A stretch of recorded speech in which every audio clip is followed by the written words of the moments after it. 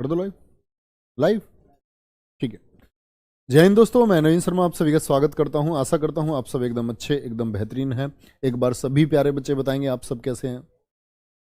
सबसे पहले तो बच्चे happy new year to all of you. और आप इस साल में बहुत ज़्यादा मेहनत करें। और आप सभी बच्चे शिक्षित बच्चे हैं, पढ़े लिखे बच्चे हैं, तो आप लोगों को बहुत ज़्यादा बताने की ज़रूरत नहीं है कि क्या आप लोगों के लिए ज़रूरी है। उस सब चीज़ों का चुनाव आप लोग खुद करेंगे कि भाई आपके लिए क्या ज़रूरी है। और जो ज़रूरी है उसे पा करके बस रहना, उसके लिए मेहनत करते रहना, अपना एक टारगेट फिक्स करना कि मैं ये करके रहूँगा, और उसे देख लेना करने के लिए कितनी मेहनत की आवश्यकता है। क्योंकि कंपटीशन का टाइम बहुत ज़्यादा है, सभी लोग कंपटीशन में जुटे हुए हैं। आप सबसे ज़्यादा मेहनत कर रहे होंगे तभी आगे निकल रहे होंगे। आज का टॉपिक है बच्चे हमारा बौद्ध धर्म इतिहास में। पीछे मैं आपको 16 महाजनपद बता करके अभी ख़त्म हुआ था पिछली ही क्लास में। और बौद्ध धर्म में बच्चे जैसे कि हम बार बार पढ़ते हैं महात्मा बुद्ध का जन्म कब हुआ था, और उनके पिता कौन थे, उनकी माता कौन थी, इन सब चीज़ों से प्रश्न आने बंद हो गए। मतलब पिछले कई साल से प्रश्न आने बंद हो गए। तो जो स्पेशल फैक्ट होंगे मैं उन पर जोड़ दूंगा, बेकार में मैं आपका समय जाया नहीं कर रहा हूँ। ठीक है, तो हम क्लास को बढ़ाते हैं आगे। और साथ ही मैं आप सब बच्चों से एक रिक्वेस्ट करता हूँ कि आप लोगों के लिए प्रैक्टिस सेशन है वो शुरू हो चुका है। सुबह 9 बजे आप लोगों का हिंदी का प्रैक्टिस सेशन होता है, क्वेश्चन होते हैं उसमें। जो बच्चे यूपी लेखपाल के लिए तैयारी कर रहे हैं, यूपी कांस्टेबल के लिए, वो उस सेशन को ज्वाइन कर सकते हैं। बहुत फ़ायदा आपको बच्चे उससे मिलेगा। ऐसा होगा यूपी लेखपाल वाले बच्चों के लिए, आप कहेंगे जी हमारे तो सिलेबस में कुछ चैप्टर्स नहीं है, तो मतलब क्या ही फर्क पड़ता है ना, प्रैक्टिस सेशन करते समय। क्योंकि हिंदी में रिलेवेंट है चीज़ें एक दूसरे से, और आप उन चीज़ों को बेशक पढ़ चुके होंगे। तो प्रैक्टिस सेशन में अगर 10-15 मिनट टाइम आप एक्स्ट्रा देते हैं हिंदी प्रैक्टिस के लिए तो कोई बड़ी बात नहीं। साथ ही आप लोगों का जीएस का जो प्रैक्टिस सेट है, जीएस का प्रैक्टिस सेट मैं आपका डेली ले रहा हूँ 3 बजे से। ठीक है, यूपी कांस्टेबल, यूपी लेखपाल, ग्रुप डी के बच्चे चाहे उसे ज्वाइन कर सकते हैं, कोई भी दिक्कत नहीं है। ठीक है, तो आज ही 3 बजे से आपका जीएस का प्रैक्टिस सेट होगा बच्चे। बहुत अच्छा प्रैक्टिस सेट हम उसे एग्जाम तक के लिए बनाएंगे। तो बौद्ध धर्म की स्थापना की थी जो इसके फाउंडर हैं इसके संस्थापक हैं, वो हैं आपके गौतम बुद्ध। कौन है? गौतम बुद्ध। पहले बुद्ध नहीं थे, गौतम बुद्ध। जब इन्होंने ज्ञान प्राप्त किया तब ये गौतम बुद्ध बने। तो अगर ये गौतम बुद्ध पहले से नहीं है तो इनका क्या नाम था? दरअसल में ये एक लड़का था सिद्धार्थ, जो युवराज था शाक्य गणराज्य का, शाक्य वंश का। ठीक है, तो कहते हैं जब इस बच्चे का जन्म हुआ, सिद्धार्थ का जन्म हुआ, तो इसके समय पर ही ब्राह्मण कौंडिन्य ने घोषणा कर दी। कौन व्यक्ति था? कौंडिन्य ने घोषणा कर दी कि यह व्यक्ति या तो चक्रवर्ती सम्राट बनेगा या एक महान भिक्षुक बनेगा। तो पिता को चिंता होती ही, तो इस तरह बड़ी चिंता हुई इनके पिता शुद्धोधन को। उन्होंने सारे ऐसो आराम इनको दिए ताकि बच्चा किसी भी तरह का प्रश्न चिन्ह अपने दिमाग में ना ला सके। कहते हैं कि उनके लिए अलग अलग ऋतु के लिए अलग अलग आवास बनाए गए, और कहीं उनके लिए जैसे वृक्ष थे बगीचे में, तो वहाँ एक पीला पत्ता भी ना हो उसके लिए भी बहुत सारे कर्मचारियों की नियुक्ति की गई कि पीला पत्ता भी हटा लेना है। कहीं युवराज कल को ये प्रसन्न न कर बैठे कि ये जो पत्ता हरा होता है तो ये पीला क्यों हो गया। तो मतलब बहुत सारी कोशिश मतलब जान पड़ती हैं, अनुश्रुति जिसको कहते हैं, सुनी हुई कहानियाँ हैं। ऐसा तो नहीं होगा बहुत सारी चीज़ें नहीं आई होंगी उनके सामने, बहुत सारी चीज़ें आई होंगी, क्या ही हटा दिया गया हो। ऐसा प्रश्न तो कहीं भी किसी भी चीज़ से आ सकता है ना दिमाग में। तो कहते हैं इसी तरह के प्रयास चलते रहे चलते रहे चलते रहे, और एक समय यही बच्चा मतलब ऐसो आराम की स्थिति से बाहर आया जब इसका कहीं मन लगना बंद हो गया, मन विरक्त हो गया, और ये खुद से ही प्रश्न करने लगा कि दुनिया में ऐसा ही क्यों है, दुनिया में कष्ट क्यों है, और दुनिया को कष्टों से कैसे उबारा जा सकता है, दुनिया के कष्ट किस तरह से ख़त्म किए जा सकते हैं। तो बच्चे उसी सारी चीज़ों को हम रिलेट करते हुए हमारे कॉम्पिटिटिव एग्जाम से, जीवन से ज़्यादा जरूरी हमारे कॉम्पिटिटिव एग्जाम के लिए क्या बेहतर है, वो चीज़ें हम पढ़ रहे होंगे। तो पहली चीज़ के फाउंडर हैं गौतम बुद्ध। ठीक है, गौतम बुद्ध जो इनके अन्य नाम हैं ये नोट कर लेंगे, अदर नेम्स। जो इनके अन्य नाम हैं, अन्य नाम क्या, किन किन नामों से इनको जाना जाता है? एक जाना जाता है तथागत नाम से। किस नाम से? तथागत। ठीक है, एक शाक्य मुनि। क्या बोलेंगे? इनको जाना जाता है शाक्य मुनि के नाम से। शाक्य इस वजह से क्योंकि शाक्य वंश से इनका संबंध था और मुनि बन गए थे। और इसी तरह इनको जाना जाता है आपका शाक्य सिंह के नाम से, शाक्य सिंह के नाम से जाना जाता है। और बच्चे कोशिश करेंगे आज की क्लास में हम बौद्ध धर्म को खत्म कर दें, है ना? सर जी तेज बोलें, क्या बच्चे एक बार बताएंगे? मेरी आवाज़ आप लोगों तक नहीं आ रही है? क्या मेरी आवाज आप लोगों तक नहीं आ रही है? एक बार बोलेंगे भैया जी, बोलेंगे एक बार, क्या मेरी आवाज आप लोगों तक नहीं आ रही है? सारे बच्चे थम्स अप करके बताएंगे अगर मेरी आवाज सुन पा रहे हैं तो। तथागत, साक्यमुनि, साक्य सिंह, ये इन्हीं के नाम है। द लाइट ऑफ एशिया, ये क्वेश्चन बड़ा फेमस रहा है। लाइट ऑफ एशिया के नाम से एसएससी का फेवरेट टॉपिक है। लाइट ऑफ एशिया, ये क्वेश्चन एसएससी ने कई बार पूछा हुआ है। यानी एशिया का प्रकाश पुंज, एशिया का प्रकाश पुंज किसको बोलते हैं? एशिया का प्रकाश पुंज किसको कहते हैं? तो क्या बोलेंगे? एशिया का प्रकाश पुंज बोलते हैं महात्मा बुद्ध को। क्यों बोलते हैं जी? तो भैया जो ये एशिया है, इसमें आप देखते हो चीन है, आपका जापान है, इंडोनेशिया है, सिंगापुर है, थाईलैंड है। ये सभी देश कैसे हैं? इन सभी देशों में बौद्ध धर्म की महायान शाखा प्रचलित है। तो इस एशिया महाद्वीप को जो रोशनी दी कि भाई कैसे जीना चाहिए, जीने की नई दिशा दी, तो इसीलिए बहुत सारे लोगों को जोड़ा बौद्ध धर्म से, इसलिए इनको कहा गया एशिया का प्रकाश पुंज। ठीक है, वेरी गुड। स्लो आ रही है सर। बच्चे मैं बहुत तेज बोल रहा हूं, बहुत तेज बोल रहा हूं मैं। आवाज ठीक, आवाज आनी चाहिए यार, मैं बहुत तेज बोल रहा हूं, आवाज आनी चाहिए बिल्कुल, आवाज बिल्कुल आनी चाहिए बच्चे। बहुत तेज बोल रहा हूं मैं, सच में बहुत तेज बोल रहा हूं। चलो और थोड़ा सा कोशिश तेज करता हूं, और तेज बोलता हूं बच्चे, कोई दिक्कत नहीं है। ठीक है, अब बात आती है इनका जो जन्म हुआ। जन्म इनका हुआ बच्चे 563 ईसा पूर्व में। ठीक है, कहां हुआ था? लुम्बिनी में हुआ था। लुम्बिनी में इनका जन्म हुआ था। और इनकी जो मृत्यु है, मृत्यु हुई इनकी 483 बीसी में, यानी 80 साल के हो गए। मैंने बोला ना, अगर बीसी में क्या होता है कि ये समय घटता चला जाता है। 500 से 400 आप कहेंगे घट बढ़ क्यों नहीं रहा है, तो बीसी में घटता है बच्चे, 80 साल के। और इनकी मृत्यु कहाँ हुई? क्या बताया था मैंने 16 महाजनपदों में, कि महावीर स्वामी और बुद्ध को परिनिर्वाण एक ही जगह हुआ है।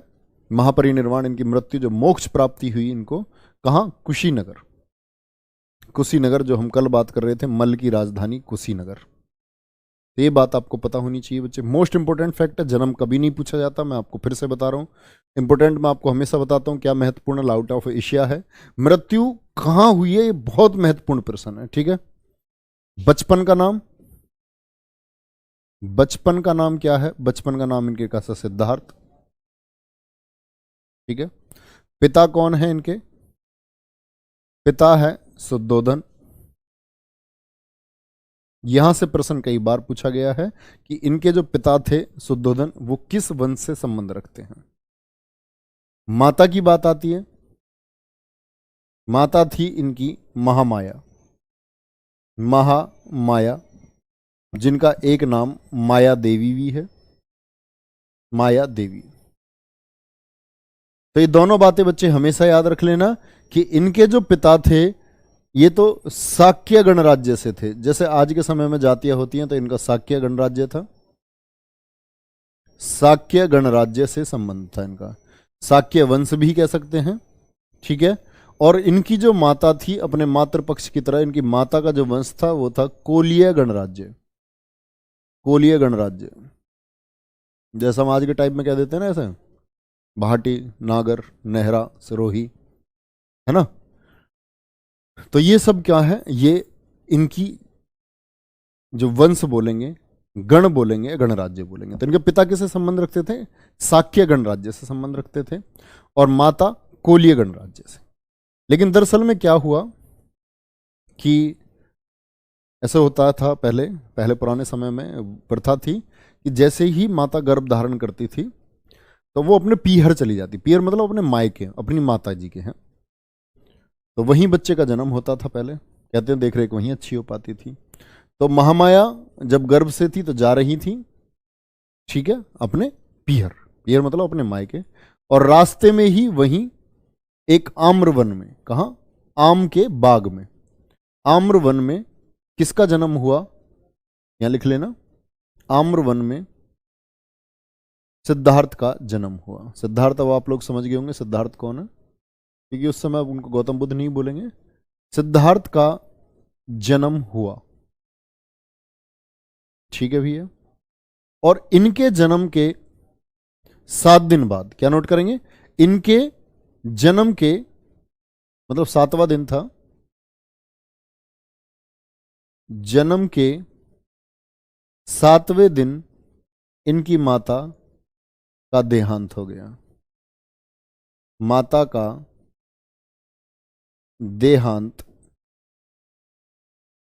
हो गया। माता का देहांत हो गया तो फिर तब इनका पालन पोषण,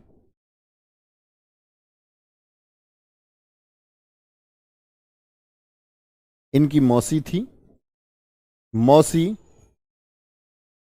प्रजापति गौतमी ने किया।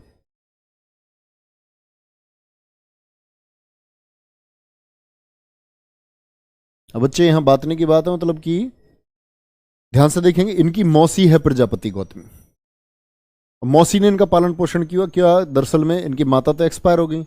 अब जो ये शुद्धोधन है, शुद्धोधन की साली है प्रजापति गौतमी, तो शुद्धोधन ने शादी कर ली थी इनसे कि भाई बच्चे का पालन पोषण कैसे होगा, चलो ठीक, साली शादी कर लेते हैं, है ना। सर गौतम बुद्ध और महात्मा बुद्ध अलग अलग हैं क्या? नहीं सुधीर मिश्रा जी, बिल्कुल अलग अलग नहीं है। बहुत ऐसी बातें क्यों कर रहे हैं आप लोग, एक ही बात है।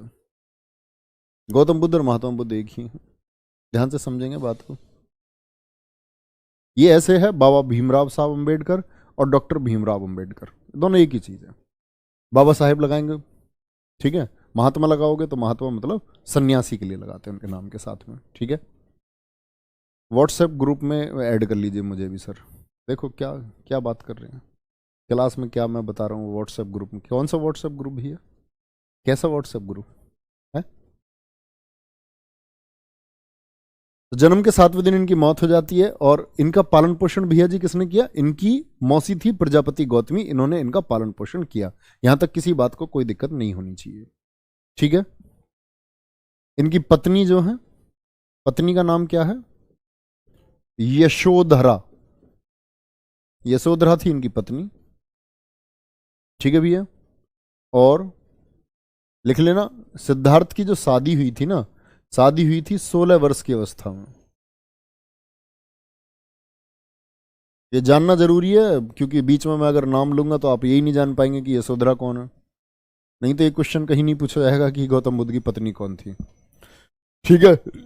शादी 16 वर्ष की अवस्था में हुई और 16 वर्ष के बाद में 12 साल बाद इनके बेटा हुआ।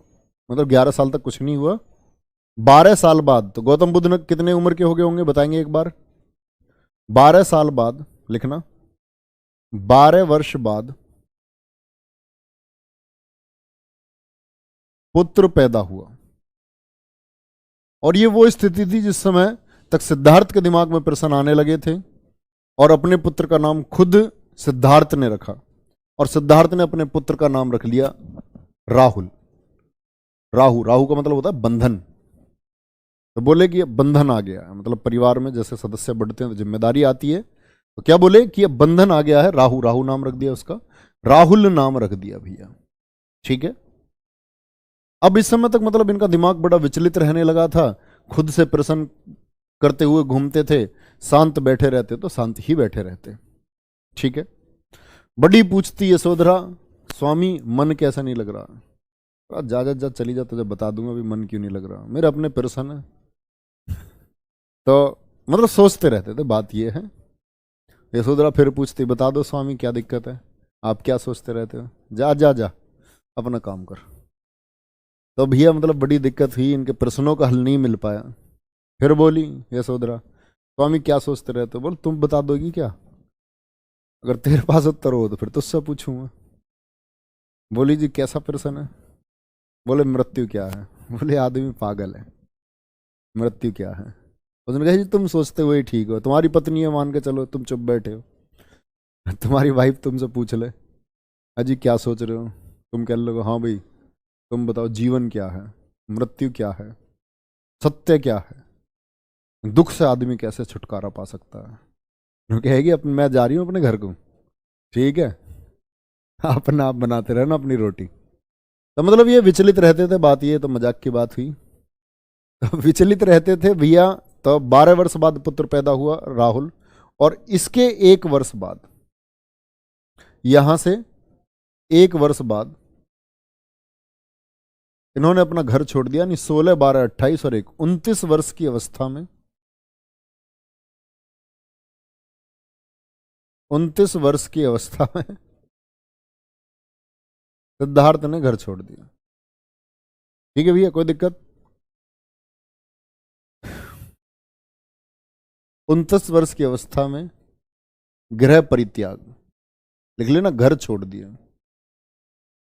अच्छा एक बात बताओ, यस और नो में आंसर देना। जैसे मैं छोटी सी चीज आपको ये बोल देता हूं, 29 वर्ष की अवस्था में गृह परित्याग, घर छोड़ दिया, लिख लेना। लिख लेते हो ना ऐसी चीज तो छोटी मोटी, या है ही मुझे ही लगाने पड़ेंगे? बता देना, मैं लगा दूंगा। कभी बोलो कि आप शॉर्ट में लिखवा दे। नोट्स बच्चे शॉर्ट्स के ही होते हैं, वरना किताबें भरी पड़ी, आप किताबें पढ़ लो दुनिया भर से। कोर्स आपने हमसे इतना लिया है कि हम लोग आपको कराएं, बहुत अच्छी चीज़ें आपको समझ में भी आए। ठीक है, आपके एग्जाम पॉइंट ऑफ व्यू से चीज़ अच्छे हो, एग्जाम में आप कर पाए, तो यही कोशिश रहती है हमारी। 29 वर्ष की अवस्था में गृह परित्याग, यानी घर छोड़ दिया।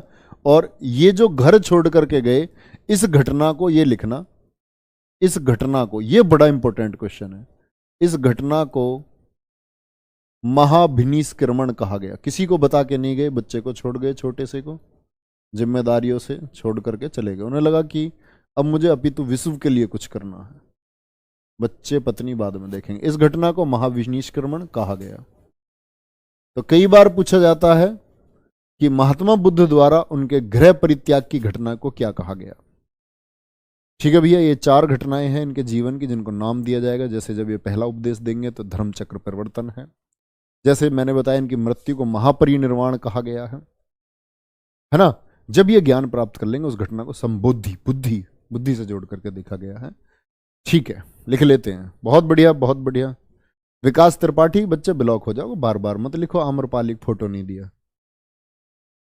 आम्रपाली कुछ पता थोड़ी है, वो पुनर्जन्म है हमारे हिंदुस्तान में, कौन हो वो? ऐसा भी हो सकता है आम्रपाली अब किसी तरीके से आपकी ताई लगती हो, चाची लगती हो, जन्म लेकर के। क्या करोगे उनके फोटो का? है पुरानी बात ही, भूल जाओ उसको, क्लास में पढ़ ली। बार बार कमेंट कर रहे हो आम्रपाली फोटो नहीं दिया है भैया, पता थोड़ी है वो कौन, मतलब पुनर्जन्म हो गया, अब कौन हो वो? आप खुद ही आम्रपाली हो। विकास, ऐसा भी तो हो सकता है। खुद को देखो ध्यान से, अपने आप को ही निहारो। कोई मतलब जन्म लेकर के बाद में कुछ भी हो सकता है ना। चलो यहाँ आ जाओ वापस। 29 वर्ष की अवस्था में इन्होंने घर छोड़ दिया, किस बात के लिए? कि मैं सत्य की खोज करूंगा, ज्ञान प्राप्त करूंगा, और जो ज्ञान मुझे प्राप्त हो जाएगा, उस ज्ञान को मैं विश्व को प्रदान करूं। ठीक है, आगे चलेंगे। तो यहां क्या होता है भैया, इसी बात को आगे बढ़ते हैं कि ये जो इनका जन्म हुआ था कपिल वस्तु लुम्बिनी में, और घर छोड़ करके गए तो लुम्बिनी से गए होंगे, कपिल वस्तु से। रास्ते में भटकते रहे भैया। घर छोड़ने के समय एक घटना देखी जाती है, एक घटना कही जाती है कि जिस समय इन्होंने घर छोड़ा था, इनके इसके बारे में 2 चीजें हैं बच्चे। एक तो जैसे कि बौद्ध ग्रंथ कहते हैं कि इन्होंने घर छोड़ करके ये सीधे गए थे, मतलब घर ये सोच विचार की स्थिति में थे। वहां से रात को यशोधरा सोई हुई थी, छोटा बच्चा साइड में सोया हुआ था, ये निकल गए। एक कहते हैं कि एक बार क्या हुआ कि जनोत्सव इनके यहाँ था, जिसमें युवराज को ही जाकर के वहां उद्घाटन करना था। तो युवराज के रथ को सजाया गया और पूरे इनके क्षेत्र में ये मुनादी की गई कि आज युवराज बाहर आएंगे तो उनके सामने ऐसी कोई चीज नहीं आनी चाहिए जिस पर वो प्रश्न चिन्ह लगा सके। तो मुनादी की वजह से भी कुछ चीजें ऐसी हुई कि उनको 4 दृश्य दिखाई पड़े। इसको भी इनके गृह परित्याग से जोड़ा जाता है।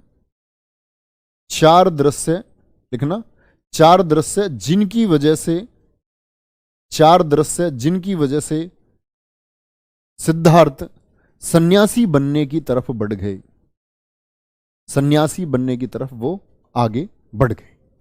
तो देखेंगे सर, जापान और चीन में भी सिद्धार्थ वाला इतिहास पढ़ाते हैं क्या? नहीं, जापानी जरूरत नहीं समझते उसकी, बच्चे जापानी उसकी जरूरत नहीं पड़ते समझते। ठीक है, लेकिन जो लोग ऐसे होंगे ना, जैसे सिंतो संप्रदाय है, तो वो लोग पढ़ते भी हैं। जो लोग अपने ज्ञान के लिए पढ़ते होंगे वो बिल्कुल पढ़ते होंगे। चलो, यहां बात आती है बच्चे, जो 4 दृश्य हैं, इन 4 दृश्यों में से क्या देखा उन्होंने? घर से बाहर निकले, कहते हैं विकलांग और बूढ़ा सा व्यक्ति था। बूढ़ा व्यक्ति देखा सबसे पहले, और उनका जो रथ चला रहा था उनका सारथी था, इनका सारथी था गौतम बुद्ध का सारथी, मतलब जो रथ को चलाता था। सारथी था इनका छंदक, जिसको चन्नक भी कहा जाता है, छंदक चन्नक। बौद्ध साहित्य तो ये कहता है कि भाई जब गौतम बुद्ध का जन्म हुआ था तभी छंदक का जन्म भी हुआ था। सत्य बात नहीं है ना, उसको कोई प्रमाण है। तो क्या हुआ कि इन्होंने देखा बूढ़ा व्यक्ति, इन्होंने पूछा छंदक ये आदमी ऐसे झुका हुआ क्यों है, क्या कारण है? तो उन्होंने बोला युवराज, ये आदमी, ये जो आदमी है ये अब बूढ़ा हो चुका है, बूढ़ा हो चुका है इसी वजह से झुक करके चल रहा है। तब उन्होंने देखा एक बीमार आदमी खांस रहा होगा, बीमार आदमी देखा एक बीमार आदमी को देख करके बोले ये कैसे आदमी है अभी, इसकी जर्जर हालत सी कैसे हो रही है? उन्होंने बोला कि जो हमारा शरीर है ये हमेशा स्वस्थ नहीं रहता है, बीमार भी हो जाता है, ये भी एक अवस्था। युवराज, अच्छा ये भी कोई अवस्था है?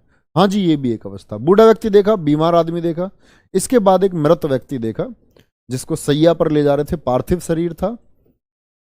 उन्होंने बोला इस आदमी को बांध के क्यों ले जा रहे हैं? तो उन्होंने बोला कि ये व्यक्ति मर चुका है, अब ये मुक्त हो गया है, इसका जो जीवन था। और युवराज ये समय आता है कि हम सबको अपना शरीर छोड़ करके जाना पड़ता है। ठीक है जी। अच्छा, चौथा व्यक्ति देखा उन्होंने एक सन्यासी। ठीक है, सन्यासी जो कि एकदम शांत बैठा हुआ था। उन्होंने पूछा ये व्यक्ति बड़ा मुस्कुराता हुआ सा दिख रहा है, ये इतना मुस्कुराता हुआ क्यों भाई?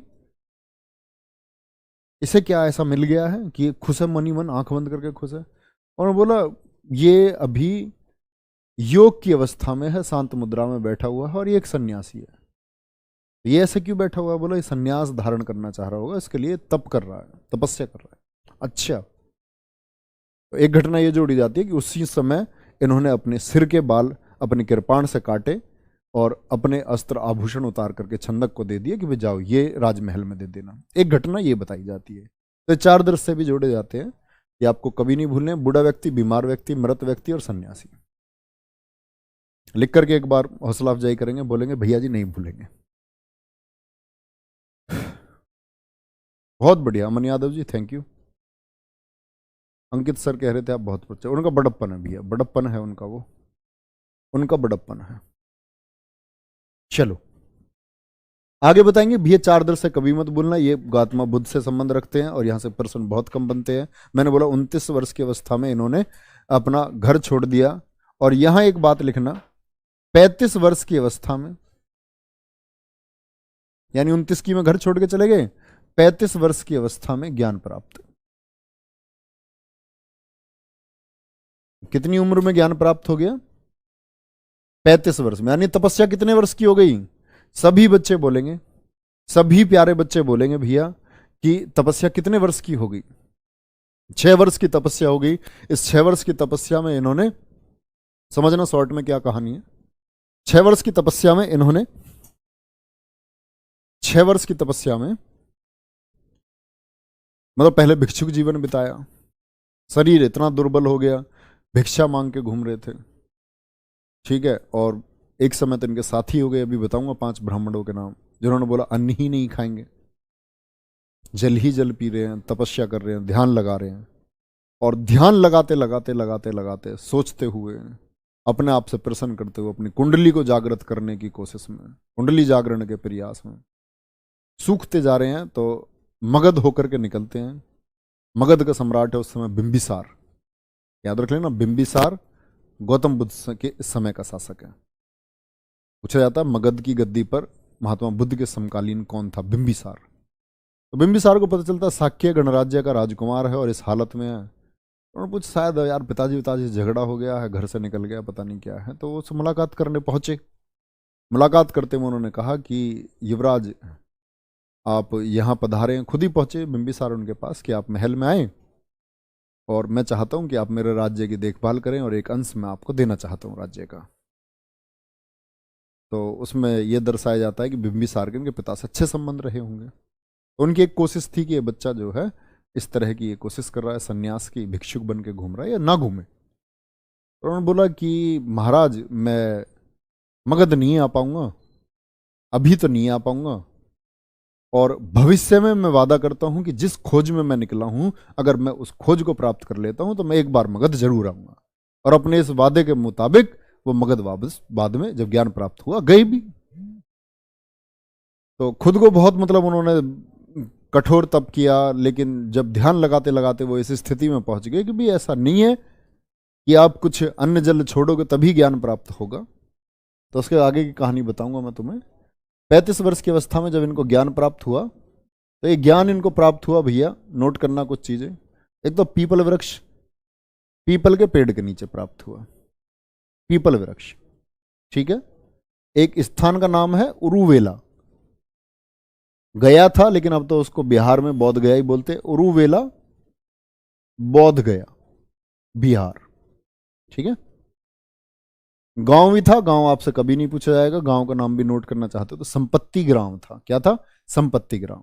नदी थी निरंजना। क्या नदी है? निरंजना नदी के तट पर, निरंजना नदी के तट पर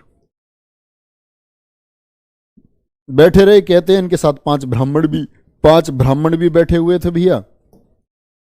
और जो ज्ञान प्राप्त हुआ वो वैशाख पूर्णिमा को प्राप्त हुआ। कब प्राप्त हुआ था इनको?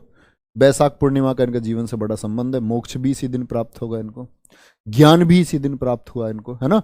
तो वैशाख पूर्णिमा बड़ी इंपॉर्टेंट बताई जाती है इनके लिए। तो यहां बच्चे एक बात आती है कि इनके साथ जो 5 लोग बैठे हुए थे, और इसी गांव का जो संपत्ति ग्राम मैं आपको बता रहा था अभी उरुवेला में, तो इसी ग्राम के मुखिया की लड़की आई इनके पास, खीर दे करके गई इनको। और ये लोग तो हट में थे, 6 लोग थे कुल, की भाई कुछ अन्न नहीं खाएंगे। तो इन्होंने लगा यार कि जीवन तो मृत्यु के समीप ही आ लिया, तो मरने की स्थिति आ गई है, सूख के हड्डी बाहर आ गई है, पता नहीं है कब मर जाए। तो इन्होंने वो अन्न उससे खा लिया। उसी समय कहते हैं इनके जो 5 साथी इनके साथ तप पर बैठे थे वो निकल गए इनको छोड़ करके, बोले आदमी तो ठीक नहीं है। तो बुद्ध ने बोला कि मैंने बीच का मार्ग अपनाया। एक तो मैं हठ तपस्या कर रहा था, उस हठ तपस्या से मतलब कठिन तपस्या से बाहर निकला, मुझे लगा कि भाई थोड़ा आसान करके देखते हैं, ध्यान ही तो लगाना, लगाएंगे खीर खा के ध्यान लगा लेंगे। तो कहते हैं एक दिन कि भाई कुछ खीर खाने के कुछ ही दिन बाद इनको ज्ञान प्राप्ति होगी। अब ना तो मुझे कोई ऐसे ज्ञान की प्राप्ति हुई है, ना शायद आपको अनुभूति होगी कि ज्ञान प्राप्त होने पर क्या होता होगा। जरूर है मतलब कुछ अंदर परिवर्तन आए होंगे, प्रश्नों के जवाब अपने आप आने लगे होंगे कि किसी प्रश्न का जवाब क्या हो सकता है, ऐसी कुछ अनुभूति हुई होगी जिसको हम ज्ञान प्राप्त करना कहते हैं कि इनको ज्ञान प्राप्त हुआ। जैसे हमारे ऐतिहासिक ग्रंथ ये बताते हैं कि हमारे यहाँ ये हमारी बॉडी में 7 आज्ञा चक्र हैं। 7 आज्ञा चक्र में से एक आज्ञा चक्र होता है हमारी बेल्ट के पास में, जिस पर हमारे 95% युवा केंद्रित हैं और वो अपना केंद्रण रखते हैं, ठीक है। जिन्होंने अपने जीवन का ध्येय मतलब ऐसे ही बना लिया है कि भाई हम ऐसी कोशिश करें। एक होता है आपका बुद्धि चक्र, जिसके कहते हैं कि जिसका बुद्धि चक्र और आज्ञा चक्र पर नियंत्रण है, वो बहुत आगे अपनी शक्तियों को ले जाता है। जैसे हमारे शास्त्र बताते हैं कुंडली जागरण के बारे में कि जिसकी कुंडली अगर जागृत हो गई तो उसको सब कुछ ज्ञान हो जाता है, वो सब कुछ कंट्रोल कर लेता है। ऐसे मिथ है, बहुत सारे लोग इस प्रयास में किया भी है, बहुत सारे लोगों की मृत्यु हुई है।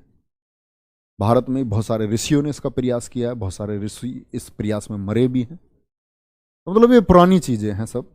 तो इसी तरह इनका भी कोई कुंडली जागरण हुआ होगा और इनको ज्ञान प्राप्त हुआ होगा, शक्तियां आई होंगी इनके अंदर कि भाई बुद्ध जिसको छूते थे उसकी बीमारी दूर हो जाती थी। तो क्या है, कोई शक्ति, चमत्कारी शक्ति ही तो है। मान के चलो आप हैं, आप किसी का हाथ ऐसा लगा रहे हैं, बुखार आदमी का खत्म, किसी कैंसर है कैंसर खत्म, कोड है किसी का कोड खत्म है। ये क्या है? ये चमत्कार है। तो मतलब ऐसा बुद्ध के सामने हुआ, और ये कोई ऐसा नहीं है कि भाई पौराणिक कथाएं हैं, ये लोगों के सामने थी, लोगों से अनुश्रुति चलते आई हुई है, तो सत्य है बात। तो बैसाख पूर्णिमा के दिन सब कुछ हुआ। सर जी साधु को अंग्रेजी में, हाँ बच्चे, हर्मिट बोलते, साधु को हर्मिट बोलते हैं। चलो, बैसाख पूर्णिमा के दिन अब इससे आगे बढ़ेंगे। तो दरअसल में जब इनको ज्ञान प्राप्त हो गया, ये ज्ञान प्राप्ति की जो घटना है, ज्ञान प्राप्ति की घटना लिखना बच्चे, ज्ञान प्राप्ति की घटना संबोधि कहलाती है। कहते हैं महात्मा बुद्ध को जब ज्ञान प्राप्त हुआ तो वो घटना क्या कहलाती है? संबोधि कहलाती है। एक घटना बच्चे, इनकी मृत्यु जो मैंने बताई शुरू में, 483 महापरिनिर्वाण, घर छोड़ करके गए महाभिनिष्क्रमण, और जब इनको ज्ञान प्राप्त हुआ तो संबोधि कहलाती है घटना। ठीक है, संबोधि कहलाती है। ज्ञान प्राप्त हुआ तो इसके बाद इन्होंने सोचा कि मुझे अपना उपदेश देना है, तो इन्होंने पहला उपदेश, ये मोस्ट इंपोर्टेंट क्वेश्चन है अब तक का, पहला उपदेश सारनाथ, सारनाथ, सारनाथ जिसको हम ऋषि पत्तनम भी बोलते हैं, कई बार ऋषि पत्तनम लिखा मिलता है, यूपी में स्थित है। सारनाथ ऋषि पत्तनम में दिया पहला उपदेश, ज्ञान जो प्राप्त हो उसका पहला उपदेश दिया। सर जी गांव का नाम बता दो। संपत्ति ग्राम है बच्चे, बता तो दिया मैंने गांव का नाम। आप कहां थे? सो रहे थे क्या? है लाला पगलू? चलो चलो भाई चलो। तो बच्चे यहां क्या है, सारनाथ ऋषि पत्तनम में दिया। किसको दिया था? 5 ब्राह्मणों को दिया। ये जो ज्ञान इन्होंने उपदेश दिया ऐसे पब्लिक को नहीं दिया, 5 ब्राह्मणों को दिया। और ये वही 5 ब्राह्मण है जो इनके साथ तपस्या पर बैठे थे। कौन कौन 5 ब्राह्मण थे? एक तो वो है जिन्होंने इनके जन्म की घोषणा की थी, कौंडिन्य। ठीक है, कौंडिन्य था, वप्पा था, बोधिया था, वप्पा बोधिया था इनके साथ में, वप्पा बोधिया, मधनामा इन्हीं के साथ था, मधनामा और अश्शा, अस्सा अश्शागी भी बोलते हैं, अस्सा या अश्शागी भी कहा जाता है। ये 5वां ब्राह्मण इनके साथ था। इन 5 को ज्ञान दिया और इन 5 को रवाना दिया कि आप इस ज्ञान को प्रसारित करें, अन्य लोगों तक पहुंचाएं। तो इस तरह चेन बननी चालू हुई एक।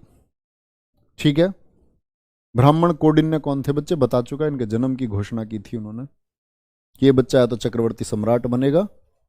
आप सुनते नहीं है क्या क्लास में? या ऐसा हो सकता है आपकी, शायद आप क्लास से अभी जुड़े हैं तो कमेंट, मेरी क्लास आप तक अब पहुंची और कमेंट शायद आपके लेट आ रहे हैं, ये भी हो सकता है। ठीक है, अशागी बोलते हैं, अशागी, असाजी बोल सकते हैं आप, असाजी भी बोल सकते हैं, बिल्कुल होगा। ठीक है, भगवान ने जिससे दिखा ऊपर को प्रशांत शर्मा जी, ये भी बात ठीक कह रहे हैं आप। तो 5 ब्राह्मण ये लोग हो गए, ये आगे बढ़े, इन्होंने इनके ज्ञान को प्रसारित किया। इसके बाद में सारनाथ के बाद में ये गए आपका वाराणसी। कहां गए? वाराणसी। वाराणसी में जो इन्होंने ज्ञान दिया, ये ज्ञान दिया था यज्ञ श्रेष्ठी को, और यहां अन्य व्यक्ति भी थे, मतलब ये व्यापारी गण था एक, यज्ञ श्रेष्ठी उनका प्रमुख था। और यहां लोगों को उन्होंने संबोधित किया। बोलना, वाराणसी गए और वाराणसी में ज्ञान किसको? यज्ञ श्रेष्ठी को दिया। किसको? यज्ञ श्रेष्ठी को।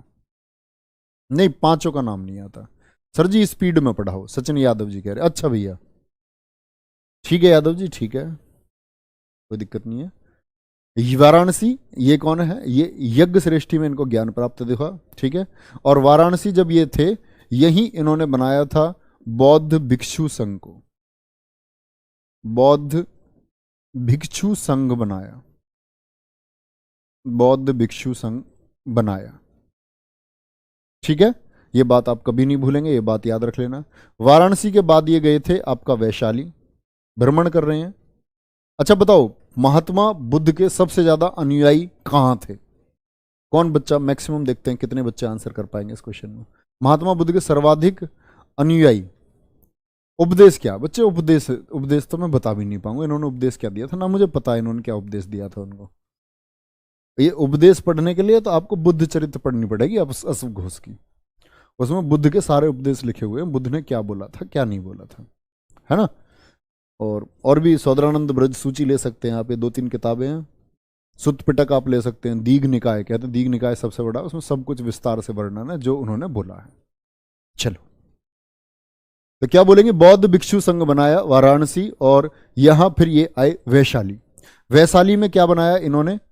बौद्ध भिक्षुणी संघ को। देखो भिक्षु बोलते हैं मतलब जो पुरुष होता है, और महिला होती है तो भिक्षुक का स्त्रीलिंग क्या हो जाता है? भिक्षुणी। बौद्ध भिक्षुणी संघ बनाया। ओके जी। भिक्षुणी संघ मतलब पहले तो भिक्षुणी संघ जैसी कोई चीज थी ही नहीं। महिलाएं जो थी वो बौद्ध धर्म में प्रवेश करना उनके लिए उचित नहीं था, मतलब मनाही थी कि भाई महिलाएं बौद्ध धर्म में प्रवेश कर ही नहीं सकती हैं। लेकिन ये तो बौद्ध भिक्षुणी संघ बनाया, ये इन्होंने इनके शिष्य आनंद के कहने पर बनाया था। आनंद के कहने पर दो प्रक्रम जोड़े जाते हैं कि आनंद ने ऐसा क्यों कहा था। तो महिलाओं को भी प्रकाशित करने के लिए, मतलब महिलाएं भी आगे बढ़ें। तो क्या हुआ दरअसल में, जैसे कि मैंने आपको आम्रपाली बताई, आम्रपाली अपने कमरे में थी, आम्रपाली के द्वार पर लोग उल्टे सीधे आते थे क्योंकि उसका कार्य ही ऐसा था। मैंने बताया आपको, वैश्य जीवन जीती थी। जब एक भिक्षुक उसके दरबार पर पहुंचा तो उसने पहली बार देखा कि ये तेजस्वी आदमी कौन है दरबार पर। महात्मा बुद्ध नहीं थे, महात्मा बुद्ध का एक शिष्य था। दरबार पर पहली बार पहुंचा तो भिक्षुक ने मांगा खाना, उसने पानी वानी पिलाया, बातचीत की उससे, और उसने बोला, आम्रपाली ने उस भिक्षुक से, कि आप मेरे घर में आराम कीजिए, विश्राम कीजिए। और बाहर तो शिष्यों में वो रुक गया, वहां घर आम्रपाली के बाहर शिष्यों में हड़कंप मचा। सब भाग करके गौतम बुद्ध के पास पहुंचे कि भाई आपका एक शिष्य है, और कहने लगे गुरु एक शिष्य तो ऐसे ऐसे आम्रपाली के घर में रुका हुआ है। महात्मा बुद्ध ने बोला कि भाई वर्षावास आने वाला है, वर्षा ऋतु आने वाली है, सबको कहीं ना कहीं रुकना होगा, कोई कहीं भी रुक सकता है, कोई दिक्कत नहीं है। और बोले जी आम्रपाली के यहाँ है, और वो मेरा शिष्य है, मुझे मेरे शिष्य पर विश्वास है, और ऐसी शिक्षा मैंने उसे दी है। बोले ठीक है, कोई दिक्कत नहीं है, कहीं भी रह सकता। तो कहते हैं कि इसके बाद आम्रपाली मिली थी महात्मा बुद्ध से। आम्रपाली ने बोला कि मुझे आपके संघ को, जो बौद्ध संघ है, इसको ज्वाइन करना है, मुझे इसमें शामिल होना है। क्यों शामिल होना? क्योंकि मैं आपके शिष्य को रिझाने की लाख कोशिश करती रही कई दिन तक, लेकिन आपका शिष्य मुझसे रिझाया नहीं गया। इस शिक्षा का हिस्सा मैं भी बनना चाहती हूँ, ये शिक्षा, ऐसी शिक्षा का हिस्सा मैं बनना चाहती हूँ। तो कहते हैं कि जब इन्होंने बौद्ध भिक्षुणी संघ बनाया था तो इसमें सबसे पहले तो इनकी जो लालन पालन करने वाली मौसी थी, नोट कर लेना, इसमें बौद्ध भिक्षुणी संघ में सबसे पहले प्रजापति गौतमी, प्रमुख नाम बता रहा हूं, सबसे पहले प्रजापति गौतमी, प्रजापति गौतमी, ठीक है, और क्या नाम बताया? आम्रपाली जुड़ी, आम्रपाली जुड़ी। तो बौद्ध भिक्षुणी संघ कहां बनाया था इन्होंने? वैशाली में बनाया था। ठीक है, कोई दिक्कत तो नहीं? भैया मैं तो बहुत तेज बोल रहा हूं, सच में बहुत तेज बोल रहा हूं, बहुत तेज। सर जी घोड़े का नाम बता दो। घोड़े का नाम बच्चे कंथक था, कंथक। महात्मा बुद्ध के घोड़े का नाम कंथक। वो छंदक है, छन्नक है, वो सारथी है, वो घोड़ा चला रहा है। ठीक है। महात्मा बुद्ध ने अपने निर्वाण से पहले अंतिम उपदेश कहाँ दिए थे? बच्चे अंतिम उपदेश पर आऊंगा, प्यारे बच्चे अभी आऊंगा अंतिम उपदेश पे, पहले आगे चलने दो। तो वैशाली पहुंच गए, और वैशाली में मैंने बताया जो इनकी शिष्या बनी, तो शिष्या कौन बनी इनकी? सबसे पहले प्रजापति गौतमी, शिष्य नहीं शिष्या, महिला की बात करें, और उसके बाद आम्रपाली इनसे जुड़ जाती है। ठीक है। अब बात आती है, बात आई सबसे अधिक उपदेश जो इन्होंने अपने उपदेश दिए। पहला तो सारनाथ में दिया, लेकिन आपसे पूछे सबसे अधिक उपदेश कहां दिए थे इन्होंने? सबसे ज्यादा उपदेश दिए भैया श्रावस्ती में। और जहां सबसे ज्यादा उपदेश इन्होंने लोगों को दिए होंगे, सीधी सी बात है, इनके मानने वाले लोग, इनको फॉलो करने वाले लोग वहीं सबसे ज्यादा होंगे। तो भैया लिख लेना, सबसे अधिक अनुयायी, सबसे अधिक उपदेश भी, और सबसे अधिक अनुयायी। अब बताओ ये कितने बच्चों का प्रश्न ठीक था? जब मैंने आपसे पूछा था कितने लोगों ने आंसर श्रावस्ती दिया था? श्रावस्ती याद है ना, कहाँ की राजधानी है? कभी भूल गए हो कल से अभी तक ही? बस्ती में कौन रहता था? कोसल, कोसल की राजधानी थी ये श्रावस्ती।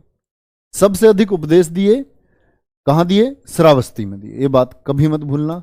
अब बात आती है जो इनका अंतिम उपदेश था, लास्ट स्पीच जो इन्होंने अपनी दी, अंतिम उपदेश महात्मा बुद्ध ने जो अपना दिया, अंतिम उपदेश दिया इन्होंने भैया कुशीनगर में। कहां? कुशीनगर में। जैसे किसी एक क्लास में मैंने ये श्रावस्ती लिखाया था तो बच्चों को डाउट थे बहुत सारे, वो गलती से लिखा दिया था बच्चे, मैंने उसके लिए सॉरी। अंतिम उपदेश इन्होंने कहाँ दिया था? अपना कुशीनगर में दिया था, ठीक है। और कुशीनगर में भी किसको दिया था? सुभद्र को दिया था, सुभद्र को दिया था। सुभद्र कौन है? व्यक्ति था एक, आनंद अंतिम, जब 80 साल के हो चुके थे, जीर्ण अवस्था में थे बिल्कुल, अंतिम समय इनका चल रहा था, तो इनके पास आनंद बैठा हुआ था, साथ में इन्होंने सुभद्र बाहर बैठा रो रहा था। महात्मा बुद्ध ने पूछा कि बाहर ये कौन रो रहा है? बोले भद्रक है, भद्रक भी बोलते हैं इसको, सुभद्र भी कहते हैं, दो नाम इसके लिए गए हैं। उन्होंने बोला कि सुभद्र रो रहा है, बोले मेरे पास बुलाओ उसको।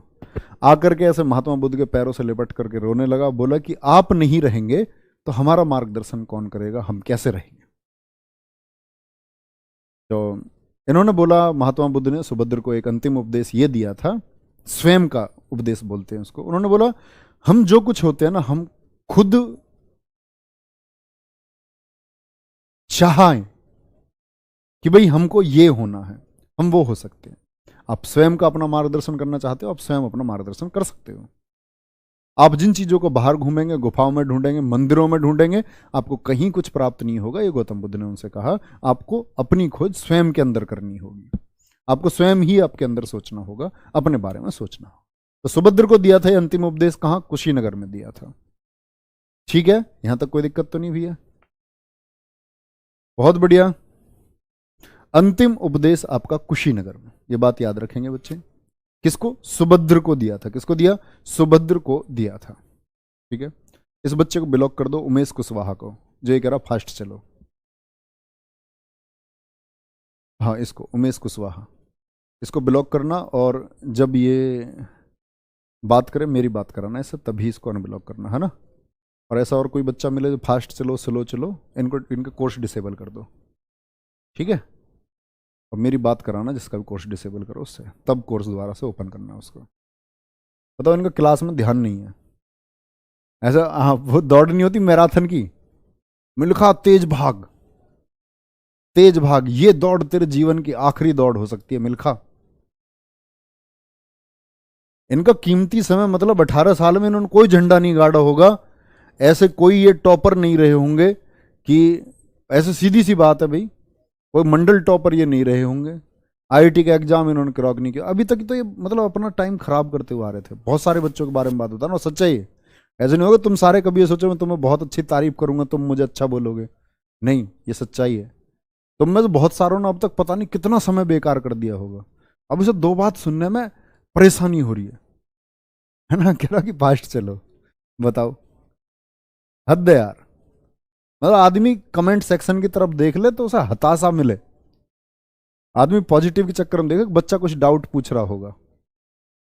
देखो इस बच्चे का कितना अच्छा क्वेश्चन है, उसने पूछा, नाम है मनोज कुमार पासवान, इतना अच्छा क्वेश्चन पूछा है। ये पूछने की बात है कि जी उपदेश तो दे दिए, किस भाषा में दिए?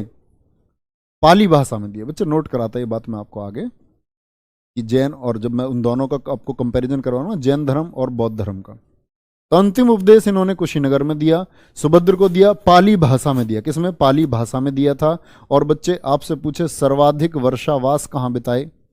सर्वाधिक वर्षावास, वर्षावास से क्या मतलब बच्चे? जब रेनी सीजन आता है ना आपका, वर्षा ऋतु आती है, तो वर्षा ऋतु में ये बौद्ध भिक्षु जो है ठहर जाते हैं, एक जगह रुक जाते हैं।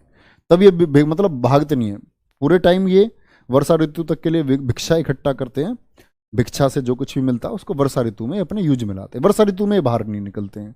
तो सर्वाधिक वर्षावास जो महात्मा बुद्ध ने अपने बिताए, वो बिताए थे भैया श्रावस्ती में। कहाँ? श्रावस्ती में सर्वाधिक वर्षावास बिताए इन्होंने, ये बात आपको याद रख लेनी है, ठीक है। और अंतिम वर्षा ऋतु पूछे, अंतिम वर्षावास पूछे, अंतिम वर्षावास इन्होंने कहां बिताया था अपना?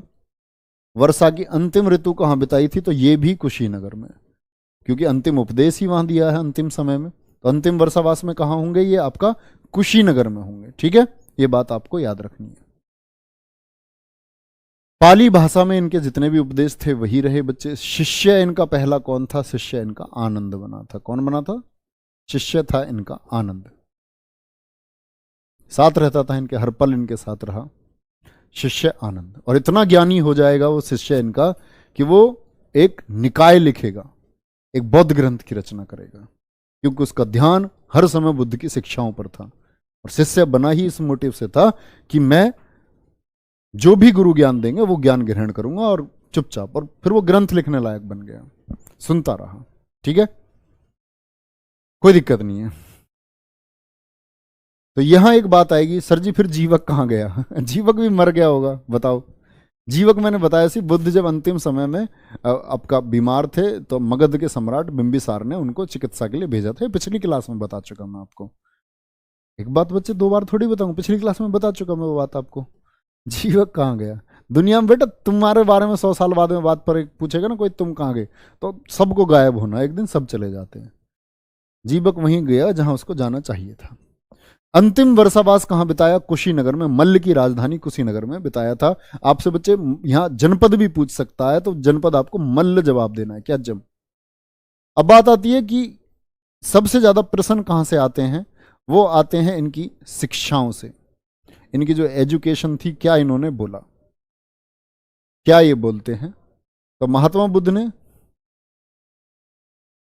रोहन सर ये पुनर्जन्म को मानते थे बच्चे, बताऊंगा सारी चीजें बताऊंगा। आत्मा के बारे में इनकी क्या मान्यता थी, कर्म कांडों के बारे में इनकी क्या मान्यता थी, सारी चीजें बात करेंगे।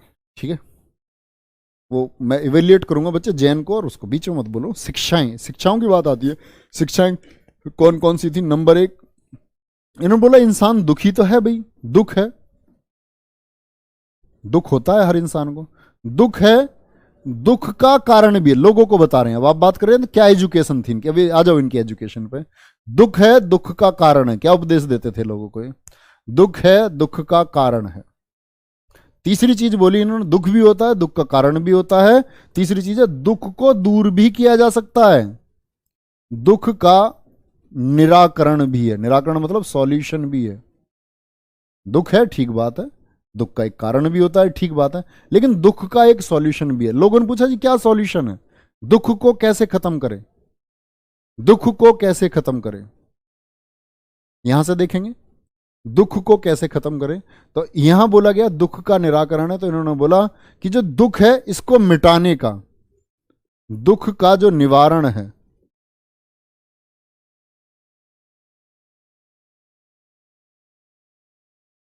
दुख का निवारण अष्टांगिक मार्ग से किया जा सकता है।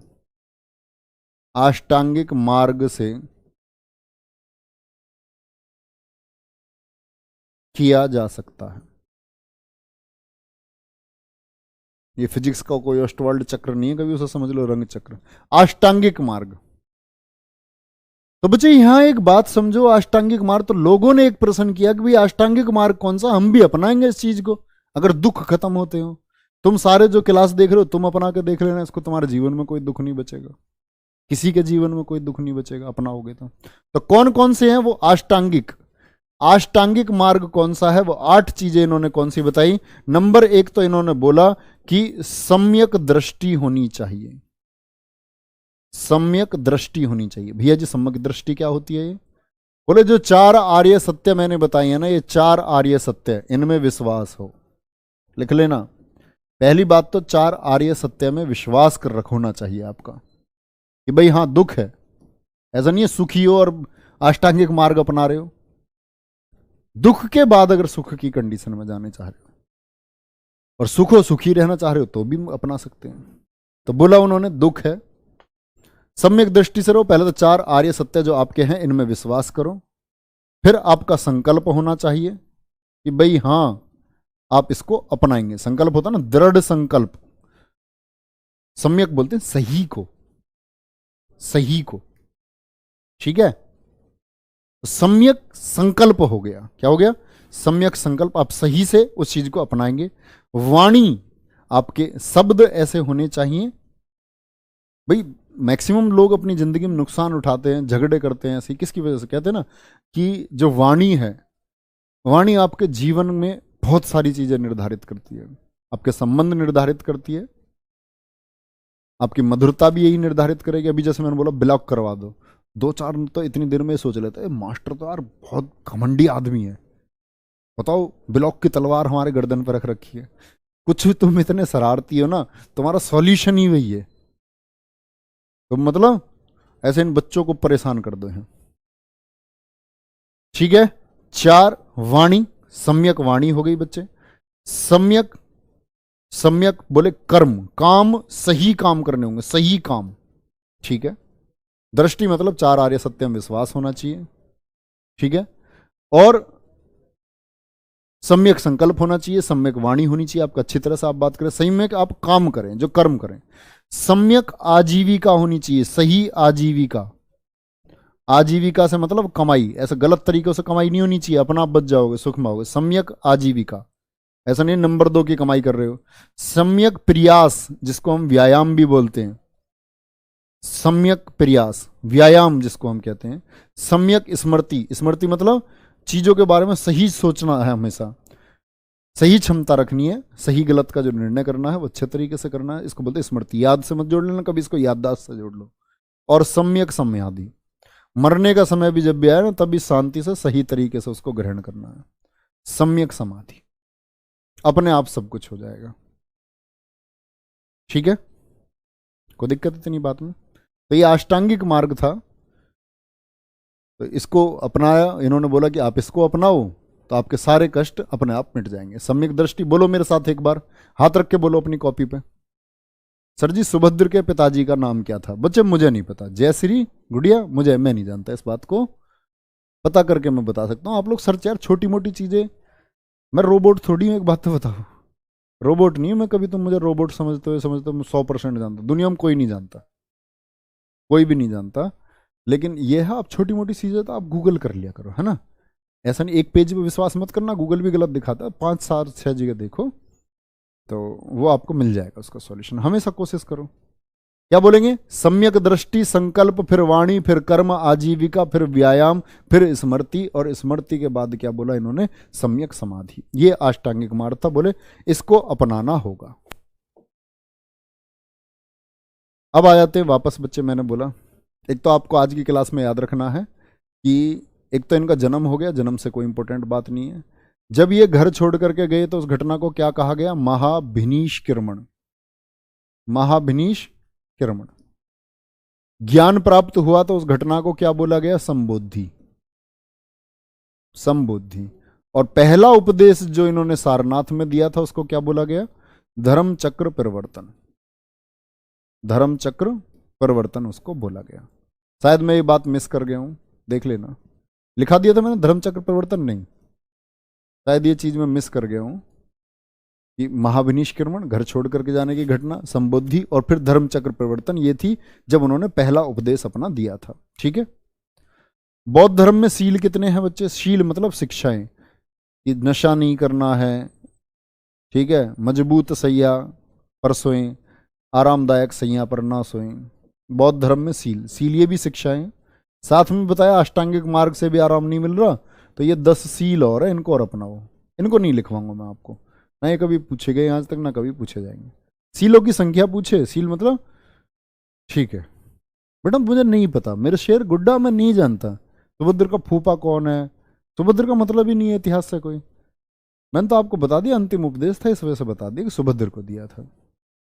सुभद्र की ताई चाची, मेरा क्या मतलब पढ़ रहा हूं उनसे, बताओ एक बात है। सुभद्र को तुम ऐसे जान रहे, हमारे परिवार का सुभद्र जो मैं जानता हूँ है भाई। सर जी पद चिन्ह भी बता दिया, हाँ बच्चे बताएंगे, पद चिन्ह बताएंगे, बहुत अच्छा क्वेश्चन है। अब आएंगे इनके प्रतीक चिन्हों पर। किस पर? इनके महात्मा बुद्ध से संबंधित प्रतीक चिन्ह, सिंबल्स कौन कौन से हैं, साइन कौन कौन से हैं। तो प्रतीक चिन्ह की बात आती है। प्रतीक चिन्ह में एक तो पूछा जाता है इनके बर्थ का साइन क्या है, जन्म का, वो है कमल, लोटस एंड ऑक्स, कमल एंड सांड। कोई भी ऑप्शन में मिलता है, कमल और सांड दोनों में से कोई सा एक मिल सकता है।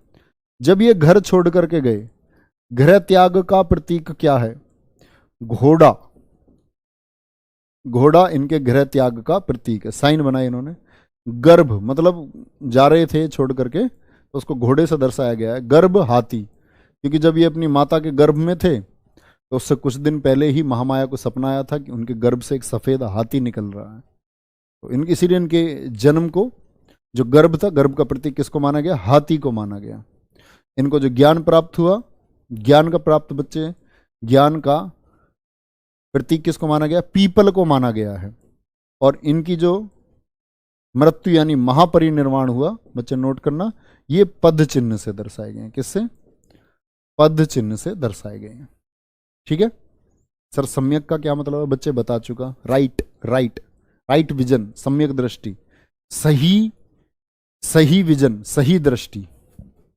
सम्यक का मतलब होता है सही, right decision, right things, right right right, RIGHT। सम्यक का मतलब होता है सही। ठीक है।